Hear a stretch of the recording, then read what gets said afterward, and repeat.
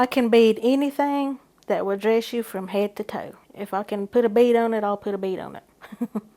My first pieces of beadwork were crap. And I didn't know how to space my beads. It was just trial and error. But over time, I figured it out and got better. It has the symbols in it, like I'm deer clan. I may put a deer in there for me and my daughter, and my boys, they're deer clan also, but they've got their Cherokee names, which is Hawk, Tuodi, and Climbing Bear, Yonalinagay, and my husband is Zaldahi. So we try to put those in there, which means my son may have a bear in his beadwork, or my other son may have a hawk in there, and my daughter, she's Agali Shki, sunshine. So we try to make her, everything that we do for her, bright.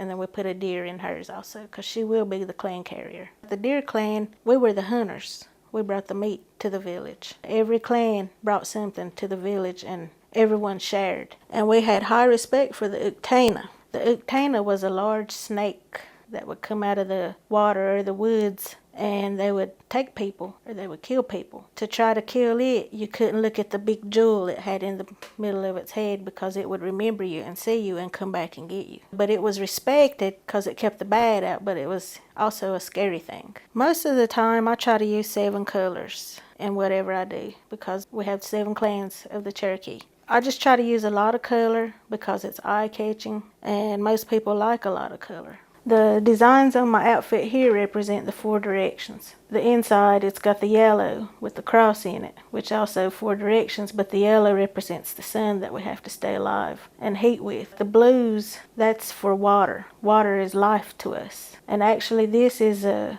Sioux style. I was adopted by the Sioux style because Cherokees didn't do powwows. That's not our tradition. So there was a lady that adopted me so I could do powwow style. And she was a Sioux lady. They're kind of Sioux designs, but they're Cherokee also. She said I should never leave my Cherokee alone, that both worlds are joined now. She said when you have a vision or a thought, she said then put you an outfit together. And this is what I come up with. And actually it was like 5 years. I had to earn all them rights. And finally one time she come back and she was like, it's time. You need to go home and make you an outfit. We did more intricate work after contact with the white man because we traded for glass beads.